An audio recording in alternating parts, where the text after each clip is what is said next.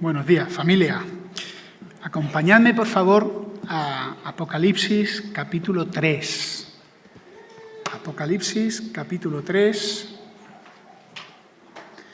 y los versículos del 7 al 13, el mensaje a Filadelfia.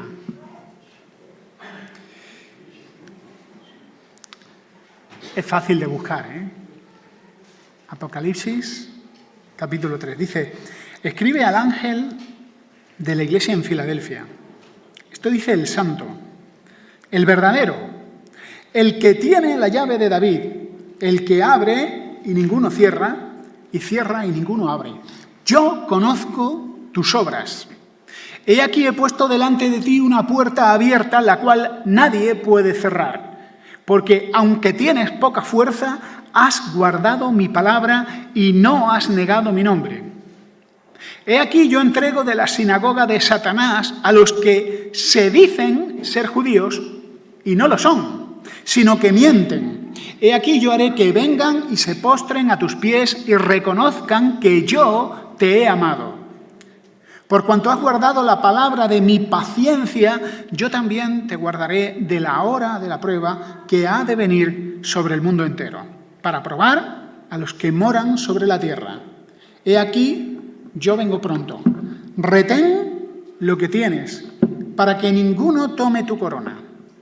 Al que venciere, yo lo haré columna en el templo de mi Dios, y nunca más saldrá de allí. Y escribiré sobre él el nombre de mi Dios, el nombre de la ciudad de mi Dios, la nueva Jerusalén, la cual desciende del cielo, de mi Dios, y mi nombre nuevo. El que tiene oído, oiga lo que el Espíritu dice a las iglesias. Hoy en todo el mundo se está produciendo un fenómeno similar al que estamos experimentando aquí. Tenemos un montón de gente, de todo tipo. Y mirad lo que ocurre. Una cosa son las apariencias y otra cosa es el mundo de la realidad, el mundo espiritual.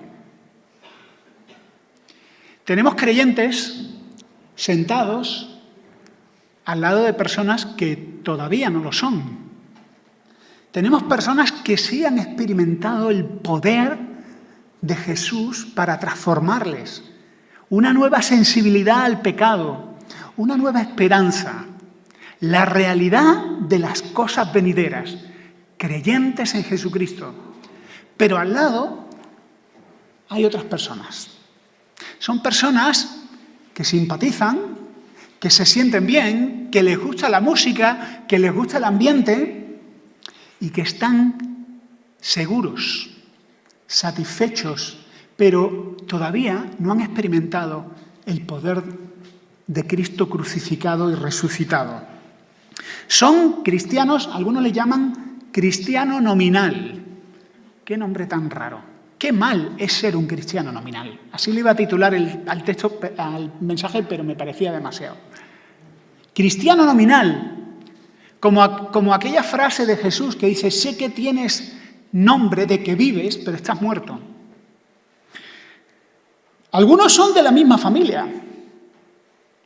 Quizá son sus hijos y el hijo está sentado con sus padres que son creyentes y él está satisfecho. Quizá estás casado con alguien que es creyente, vanamente seguro de que por tu relación con un creyente tendrás entrada a la misma vida a la que ese creyente va a entrar.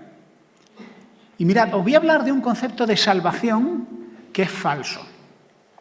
Es el mismo concepto que tiene el que se cuela en el autobús sin pagar. Tú vas con un montón de gente que ha pagado y tú te metes. Tú sabes que no has pagado, pero como vas con un montón de gente que ha pagado el autobús, dice, el conductor no se va a dar cuenta. Y hay muchos que se creen que por mezclarse con los creyentes, que por ir el domingo a los mismos sitios que van los creyentes, que por cantar las canciones que cantan los creyentes, el conductor divino no se va a dar cuenta y dice, venga, pasa. ¡Qué grave error! Si os fijáis, si habéis leído con detenimiento las cartas a Apocalipsis, notaréis una estructura. Esto dice, y Jesús anuncia una serie de títulos, normalmente títulos divinos, que van relacionados con lo que va a decir a continuación. Continúa diciendo, yo conozco tus obras, pero tienes unas pocas personas que, al que venciere, y termina diciendo, el que tiene oídos para oír, oiga. ¿Sabes qué quiere decir esto? Que frente a las apariencias de una iglesia viva, Jesús, que es el gran pastor de la iglesia, sabe quién es quién. Y como buen pastor que es, sabe distinguir cuáles son sus ovejas. Yo quiero preguntarte a ti, ¿dónde está tu seguridad? ¿Cuál es tu seguridad? ¿La del que se va a colar en el autobús? Hoy vamos a ver 3 ideas muy sencillas. La primera es que Jesús es el pastor y Él nos va a pedir cuentas individualmente. La salvación no es una cuestión colectiva, de grupo. Yo soy del club y como soy del club, soy salvo. La salvación es una cuestión individual y Jesús sabe muy bien quién es quién. Y que hay 2 marcas de un verdadero cristiano. La primera es la perseverancia. La perseverancia. El cristianismo no es cuestión de un día. Y la segunda es la esperanza, que es el disfrute anticipado de las cosas venideras.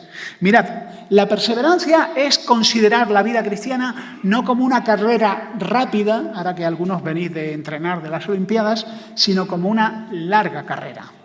Y si el cristianismo es una larga carrera, eso tiene consecuencias y decisiones que vas a tomar para prepararte. Si el cristianismo es una larga carrera, entonces vas a vigilar muy bien tus compromisos.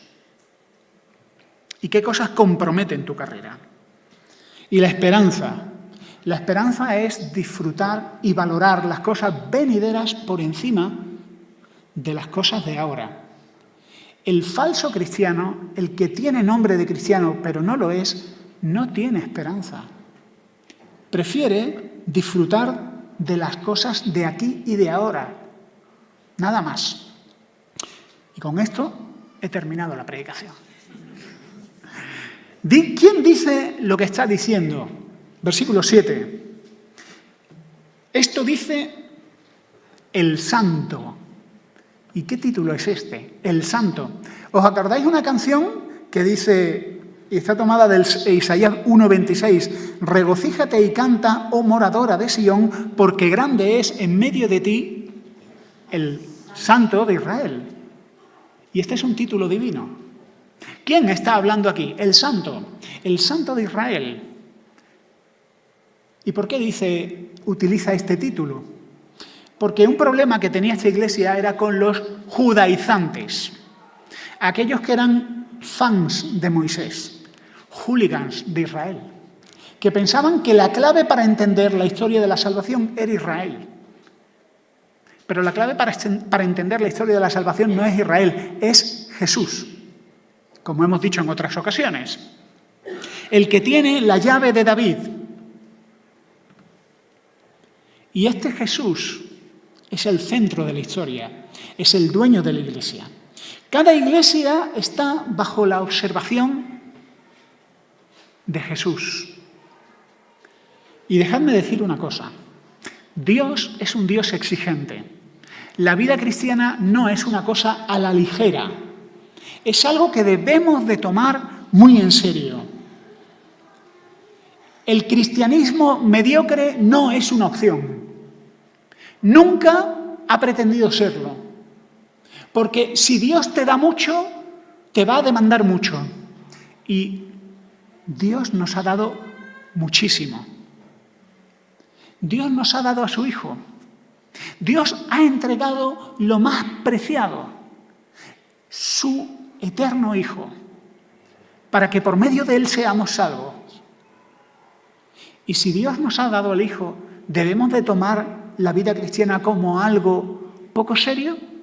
¿Como un apartado de algo que hacemos los domingos, cumplimos y ya está? ¿O es algo que tiene que marcar toda nuestra semana y toda nuestra vida? Querido hermano, no te contentes con tu estado actual. Mirad, una marca de un cristiano falso es lo satisfecho que está con su vida cristiana, lo a gusto que está, lo complacido que está consigo mismo.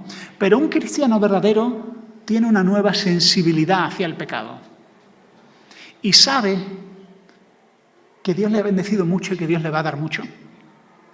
Por lo tanto, no va a estar cómodo, va a anhelar cosas mejores, atento a cualquier señal de debilidad y de frialdad, porque el cristianismo es una carrera de perseverancia. Versículo 8, yo conozco tus obras. Esta es una advertencia. Yo conozco tus obras. Mirad, yo creo en la seguridad de la salvación. Pero creo, voy a abrir un melón, pero creo que hemos llevado la bendita doctrina de la seguridad de la salvación a un extremo que no es el extremo bíblico. Y alguno dirá, Julio, ¿tú no crees en la seguridad de la salvación? Sí, creo en la seguridad de la salvación de los que son salvos. Que alguno dirá, qué tontería, obvio, ¿no? Sí, pero yo no creo en la seguridad de la salvación de los que afirman ser creyentes, pese a toda evidencia personal. Y a veces se ha hecho un mal trabajo pastoral asegurando a las personas que tienen dudas. No, tú hiciste una oración, eres salvo. Pero ¿y si tu vida contradice y no hay evidencias? No es mala idea volver a examinarte a ti mismo, volver a pasar por el principio y reevaluar tu vida, porque Dios va a pedirnos cuentas. Me parece muy curioso que en cada una de las 7 cartas a las 7 iglesias, Jesús discierna, yo conozco tus obras, tienes unas personas, pero tienes otras personas que no andan, que tienen esta doctrina, que han caído en estos errores. El Señor conoce muy bien a los que son suyos. ¿Qué ocurriría si Dios le escribiera una carta a la iglesia en Swansea y que esa carta se hiciera pública? ¿No sería para echarse a temblar? Porque bajo la apariencia todos somos cristianos y todos somos muy buenos, pero bajo la mirada de aquel que tiene ojos como llama de fuego, él diría, tienes unas pocas personas que, y tienes aquellos que. Yo creo en la seguridad de la salvación, pero no creo que todos los que están sentados en una silla sean herederos de la vida eterna. Dice la Escritura que de Egipto salieron muchos, pero no todos entraron, porque, dice Hebreos, porque no creyeron. Porque no creyeron. Eran de Israel. Pero no todos creyeron y cayeron en el desierto. Y si el cristianismo, la marca del cristiano es la perseverancia, deberíamos de tener un saludable temor. Y alguno diría, bueno, Julio, pero tú no crees que eres salvo. Yo creo que soy salvo, porque he creído. Pero precisamente porque he creído, intento tener mucho cuidado con mi vida espiritual, porque sé que si me distraigo, que si me deslizo, podría manifestarse que no lo soy. Y aquí hay un equilibrio en la enseñanza bíblica, que a alguno quizás le maree. Quizás si te estás sintiendo inquieto y molesto, quizás es porque es señal de salvación. O quizás es porque es señal de que el Espíritu Santo te está hablando a ti y te está diciendo, tú no eres creyente, pero hoy tienes la oportunidad de creer en el Hijo de Dios, aquel que murió en la cruz por ti. Hemos olvidado una doctrina que también es bíblica, que es la del tribunal de Cristo, un tribunal para los creyentes. ¿Cuánto tiempo hace que no enseñamos del tribunal de Cristo? Aquí Jesús dice, yo conozco tus obras. Y sabéis, aquel que dice yo conozco tus obras, también frente a Él nos sentaremos los creyentes en un tribunal que no es un tribunal de condenación, pero sí es un tribunal al que cada siervo de Jesucristo dará cuentas de su vida y de lo que ha hecho con su vida. ¿Lo sabías? ¿Y cómo te hace sentir eso? ¿Sabes cómo me hace sentir a mí? Avergonzado. Porque todos los secretos de mi corazón y todas las cosas que me avergüenzan van a ser puestas delante de aquel que me amó y murió por mí.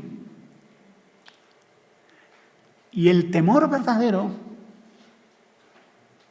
no es el miedo, es el temor de defraudar a aquel que tanto te amó. Y un verdadero creyente debería de considerar que va a enfrentar un examen que Jesucristo va a hacer y en el que va a examinar tu vida. No se va a decidir tu salvación, pero sí se van a decidir tus recompensas. Y más allá de las recompensas, todo verdadero creyente lo que quiere por encima de todo es agradar a su Salvador. Vive en saludable temor. Vive en sano temor. Estas cosas se han revelado para que vivamos una vida limpia, una vida santa. Tengo delante de ti una puerta abierta, dice el versículo 8. Es interesante, ¿no? Que dice: he puesto delante de ti una puerta abierta, versículo 8, la cual nadie puede cerrar, porque aunque tienes poca fuerza, has guardado mi palabra y no has negado mi nombre. Mirad, esta iglesia tenía una oportunidad de testimonio, pero esta oportunidad de testimonio, y esta es mi interpretación, a lo mejor estoy equivocado, pero por el contexto discierno que tiene que ver con un testimonio que nace de la debilidad, aunque tienes poca fuerza, y seguramente del sufrimiento. No está hablando de campañas evangelísticas, está hablando del testimonio del cristiano que sufre, el testimonio de la iglesia que sufre. Y esto nos tiene que hacer pensar en una cosa. Hermanos, los cristianos perseguidos. Yo me imagino un cristiano perseguido, no sé cuántos leéis el boletín de Puertas Abiertas, os animo a leerlo, os animo a orar cada mañana por los temas de oración. Ese cristiano que está sufriendo en la cárcel, ese cristiano que ha perdido su negocio porque se lo han quitado y no sabe cómo mantener a su familia, esa viuda que le han matado a su marido y ahora tiene varios hijos de los que cuidar, pero nadie quiere darle trabajo porque es una cristiana, no tiene muchas cosas que hacer, de testimonio, no puede dar clases de escuela dominical, no puede servir en ningún ministerio de la iglesia, pero lo que está enseñando aquí la Biblia es que tiene una puerta abierta, tiene la oportunidad de dar testimonio por medio de su sufrimiento. ¿Tú crees, aquellos que estáis sufriendo, tú crees que no estás haciendo nada? ¿Que el reloj de Dios se paró porque llegó la enfermedad a tu vida o llegó la ancianidad a tu vida? Y piensas, mi tiempo se paró, mi tiempo de servir, mi tiempo de testificar y de honrar a Dios se paró. Error. Porque es desde el sufrimiento que estás honrando a Dios. Es desde la enfermedad que estás honrando al Señor. Estás siendo un testigo vivo de la fidelidad de Dios a pesar de tu debilidad y de tus pruebas. Amén. Esto es así. Esto es dar testimonio según Dios, no según nuestras apariencias humanas. El sufrimiento del creyente no es absurdo. El sufrimiento del creyente es un testimonio vivo de un creyente que se aferra a Dios cuando todo se ha caído.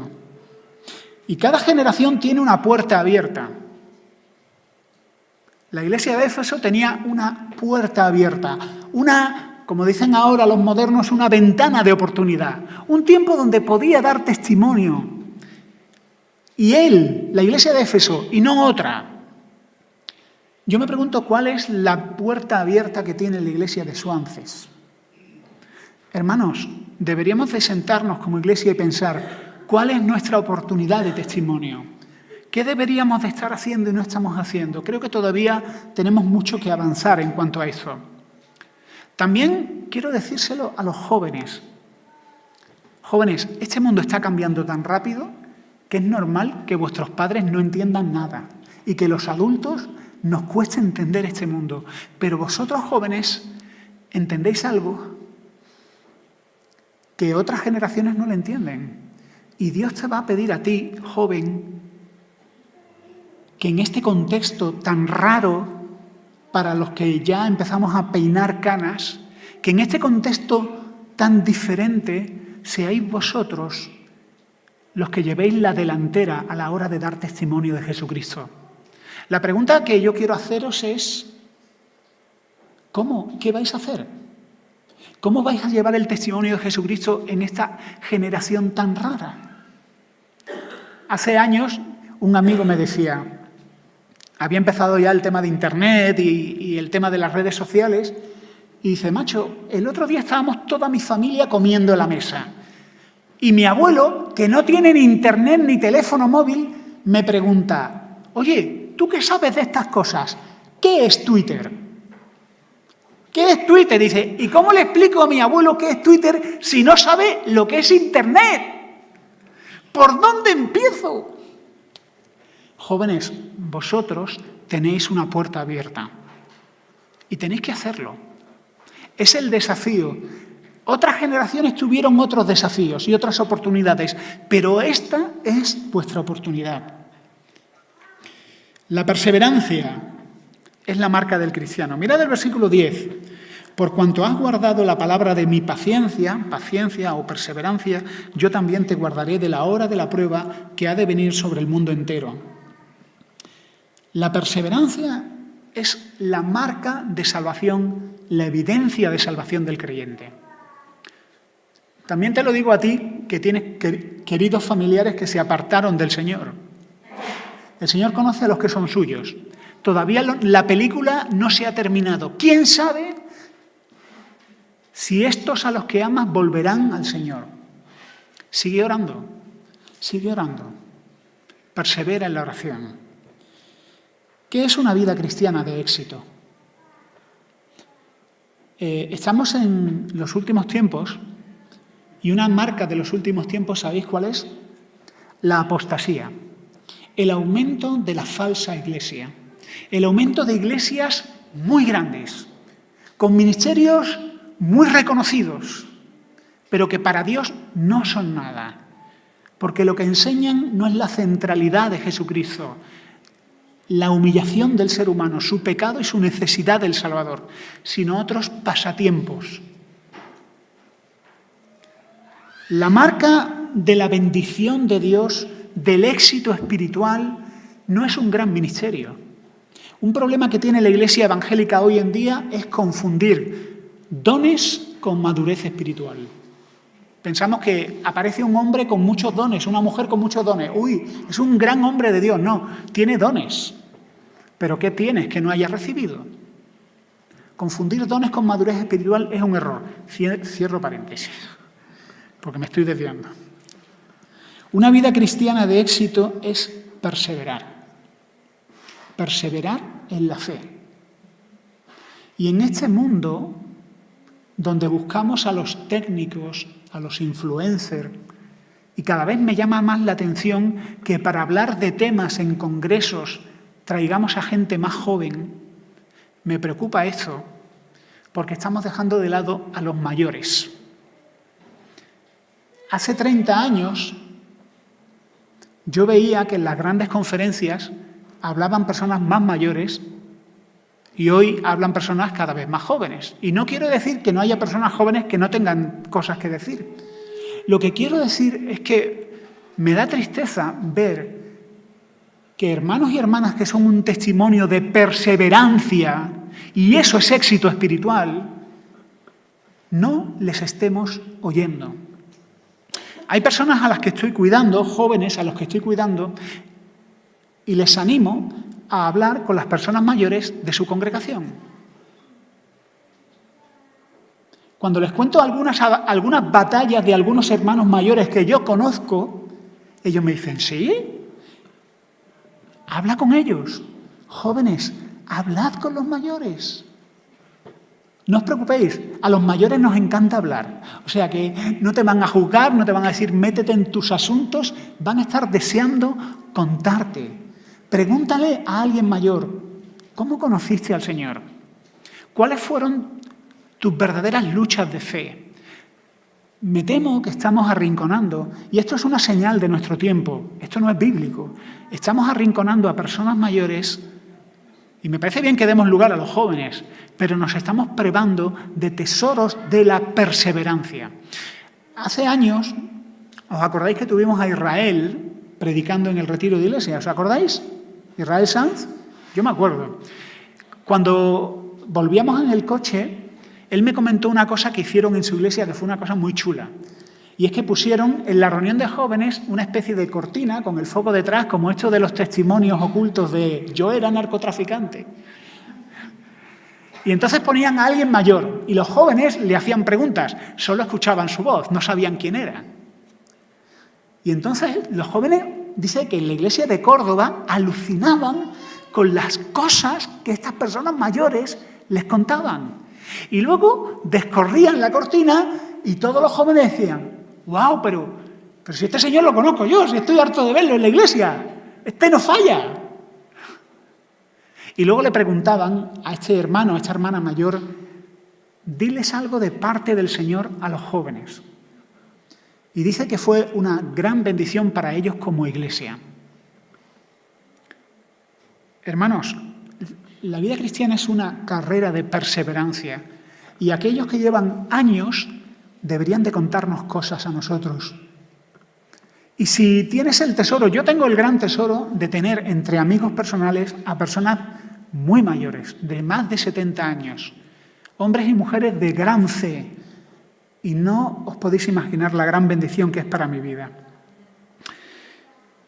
Si el cristianismo es una larga carrera, esto debe de tener aplicaciones inmediatas en tu día a día.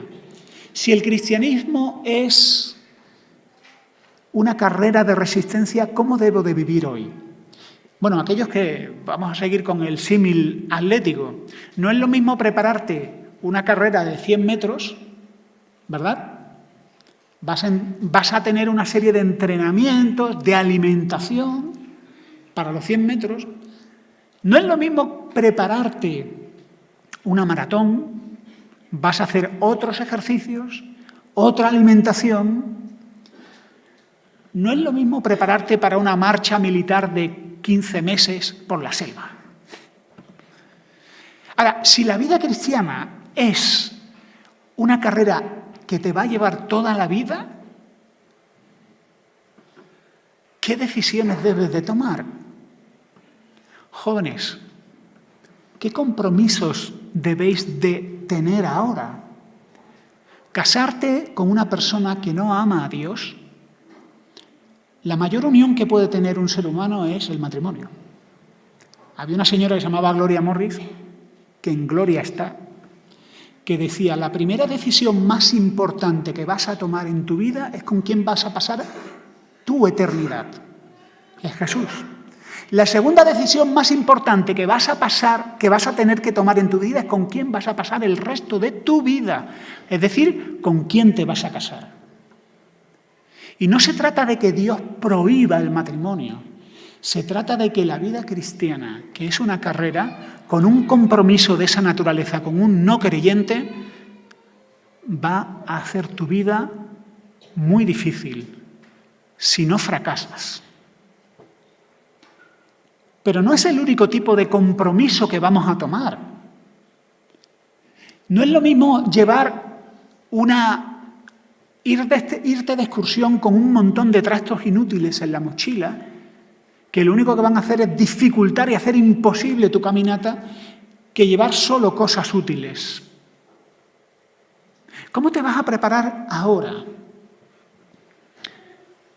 Decía Pablo, sino que golpeo mi cuerpo y lo pongo bajo servidumbre, no sea que habiendo sido yo heraldo para otros, yo mismo venga a ser eliminado.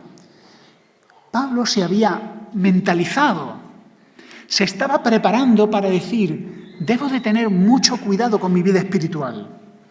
Retén, guarda mi palabra. Mirad, dice la Escritura, leo la Nueva Versión Internacional, Mateo 11:12. Desde los días de Juan el Bautista hasta ahora el reino de los cielos ha venido avanzando contra viento y marea, y los que se esfuerzan logran aferrarse a él. Dice la Biblia de las Américas, el mismo texto. Sospecho que debe ser un texto difícil de traducir. Y desde los días de Juan el Bautista hasta ahora el reino de los cielos sufre violencia y los violentos lo conquistan por la fuerza. Alguno dirá, ¡buah! ¡Qué diferentes!, ¿no? En esencia son lo mismo. ¿Sabéis qué está diciendo en esencia este texto? Si yo fuera un soldado diría, reclutas, ser cristiano no es para blandengues. Ser cristiano, a veces consideran que los cristianos, como tenemos cara algunos de buenas personas, algunos, no todos, pues somos gente blandita. Pero los santos de Dios que yo conozco son gente que tienen una voluntad de acero, que han resistido, que tienen una determinación a prueba de fuego, que tienen una fe acrisolada, que son personas de oración y que se han negado a sí mismos y han tomado la cruz de Cristo. Y esto no es para gente con un carácter débil. Son fuertes, obviamente, porque su Dios es fuerte. Son fuertes porque se han fortalecido en la gracia de Dios. Pero no ha sido fácil. Le preguntaban a C.S. Lewis, ¿es fácil amar a Dios? Y respondía C.S. Lewis, es fácil para los que le aman. Lo que quiere decir es una respuesta ambigua y complicada. ¿Es fácil la vida cristiana? En un sentido, podríamos decir que es fácil, en el sentido de que el poder y la gracia de Dios no te abandonan. En otro sentido, podemos decir que la vida cristiana es el mayor desafío que hay. Es el desafío de tu vida. Así que, si esto es así, ¿cómo deberías de tomarte la vida cristiana? Versículo 1, retén lo que tienes, retén, guárdalo, no has negado mi nombre. Mirad, como cultura tenemos un desafío, lo hemos dicho muchas veces. El desafío que tenemos es morir a nosotros mismos en esta complaciente cultura de ocio y de entretenimiento que mata el alma, consume tu tiempo, arruina tu testimonio y te debilita. Que cambia el entretenimiento por el gozo. Y que es la ruina espiritual de muchos cristianos. Hace tiempo, un joven, no voy a decir su nombre, me va a enseñar una cosa del móvil y me dice, mira, Julio, esto... Y yo no sé qué aplicación tenía, que era una aplicación que le limitaba el uso del móvil por aplicaciones. Jóvenes, si queréis ser cristianos eficaces, vais a tener que tomar decisiones muy radicales en cuanto al uso de vuestro tiempo. En cuanto a buscar al Señor, en cuanto a levantarte temprano, en cuanto a orar y en cuanto a dedicar tiempo a estudiar la Biblia. ¿Y los adultos no? Los adultos también. Si quieres sobrevivir como cristiano y salir de la mediocridad, vas a tener que tomar decisiones muy radicales. Y cuando llegues al trabajo y todo el mundo te pregunte, ¿has visto la serie no sé qué? Y tú digas, no, y todo el mundo diga, ¿de verdad que no? Es porque tenías cosas más importantes que hacer. ¿Podemos ser cristianos sin dedicar tiempo a orar y a estudiar la Biblia? No estoy siendo legalista, estoy diciendo una cosa muy elemental, y es que sin comer no se puede vivir. Y me preocupa mucho hoy en día que en esta cultura tan audiovisual Dios se ha revelado a sí mismo en un libro y TikTok nos tenga tan acostumbrados a la distracción, que seamos incapaces de centrarnos en mensajes que duren más de 15 segundos. Debemos de tomar decisiones muy radicales si queremos ser cristianos útiles. El versículo 10 nos habla de las pruebas que han de venir sobre el mundo. Versículo 10. Por cuanto has guardado la palabra de mi paciencia, yo también te guardaré de la hora de la prueba que ha de venir sobre el mundo entero para probar a los que moran sobre la tierra. Bueno, antes abrí un melón, que era el tema de la seguridad de la salvación, que tiene matices. Pero ahora voy a abrir otro melón, y es el tema de las tribulaciones y de las pruebas. Y mucho me temo que hemos abusado de algunas doctrinas y hemos llegado a lo que algunos llaman, creo que con razón, el escapismo cristiano.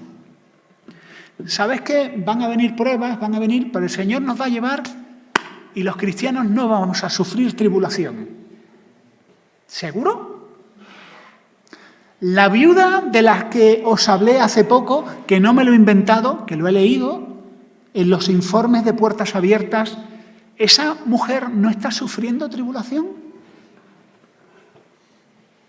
Los granjeros que en Colombia le están arruinando las cosechas porque son evangélicos y no tienen qué comer, y solo porque son cristianos, ¿esos no están pasando tribulación? Los creyentes en Etiopía, en el mundo musulmán, que no pueden reunirse, ¿no están pasando tribulación? Lo que Dios aquí mete es protección en medio de la tribulación. Y yo aquí no me voy a meter en matices de profecía, pero sí quiero que pensemos una cosa, hermanos. Si viene la tribulación y te pilla, lo que tienes que pensar es aferrarte a este texto. Por cuanto has guardado la palabra de mi paciencia, yo también te guardaré de la hora de la prueba. Y si sigues leyendo Apocalipsis, habla de creyentes protegidos en medio de la tribulación.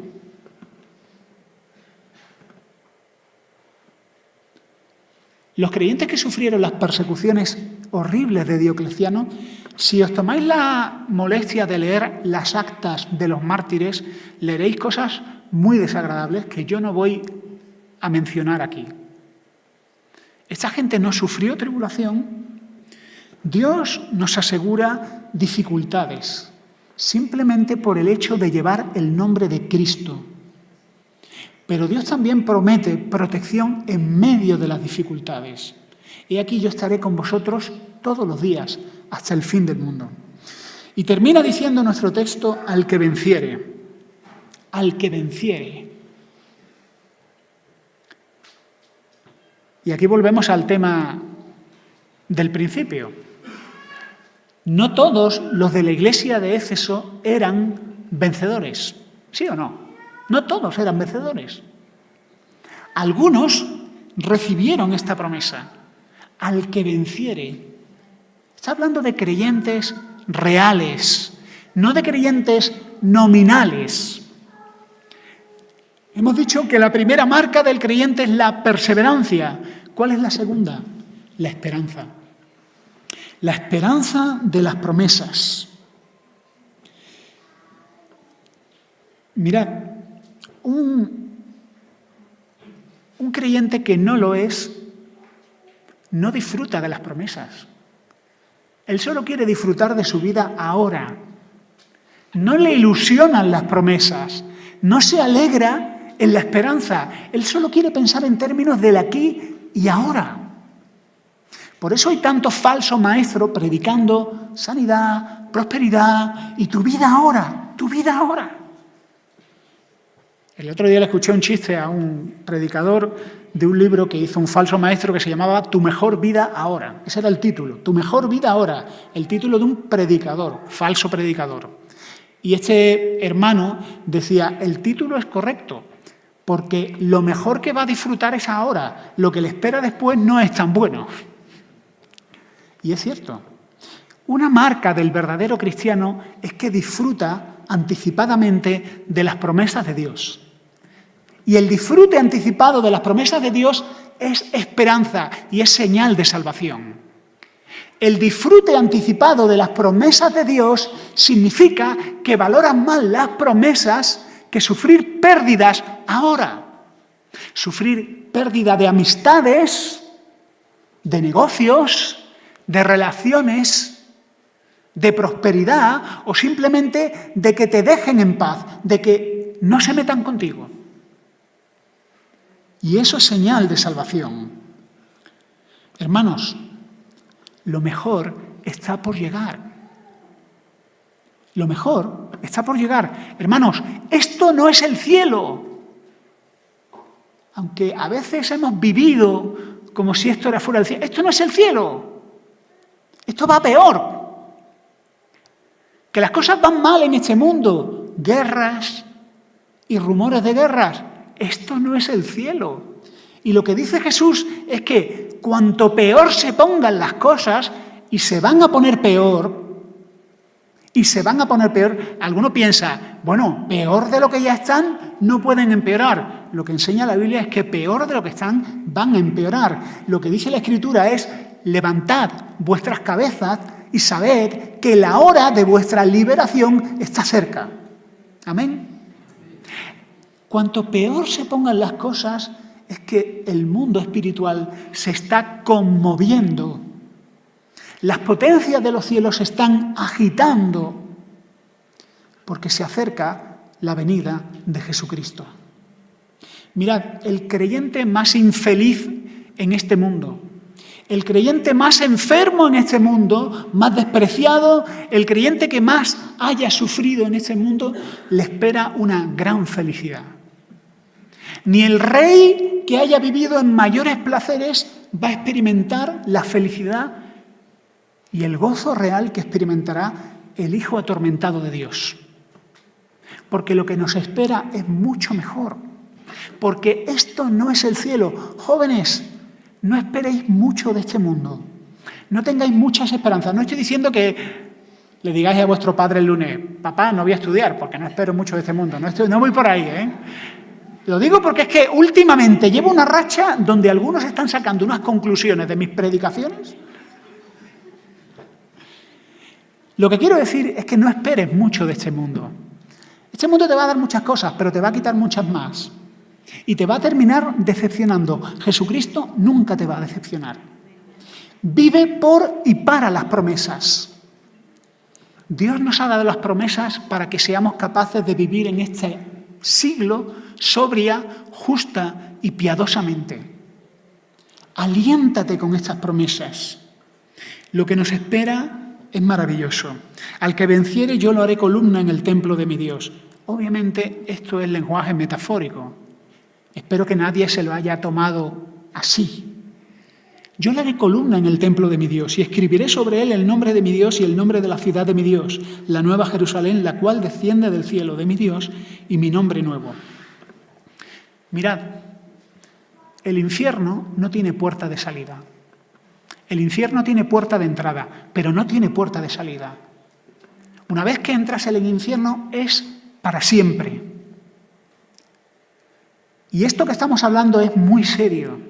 El domingo no estamos jugando ni entreteniéndoos, estamos tratando con verdades eternas y muy serias. Y se me rompe el corazón cuando pienso en las personas que amo que van camino de la perdición. Pero también temo deslizarme yo. La vida cristiana es algo muy serio. Pero también os digo una cosa. El que entra en la vida y en el reino de Dios y en el templo de Dios es para siempre.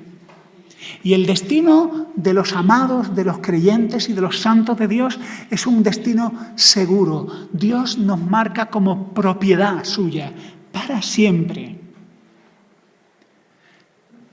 Si crees que no encajas en este mundo, tienes razón, porque Dios no ha hecho este mundo para ti. Este no es tu hogar. Si crees que todo es insatisfactorio y que las vacaciones empiezan con grandes expectativas, pero cuando acaban las vacaciones dices, ¿en serio? Es que este mundo no es para ti. Dios te ha hecho a ti para un mundo que es su mundo. Dios ha hecho esto insatisfactorio para que anheles el mundo de Dios y al Dios que ha creado ese reino. Mirad, yo oro, si no has conocido a Dios, oro para que estés profundamente insatisfecho. Alguno dirá, Julio, no ores por mí por eso. Sí. Yo le pido a Dios que estés infinitamente insatisfecho, infinitamente sediento, infinitamente incómodo, para que te des cuenta de que Dios, Jesús, es el agua viva.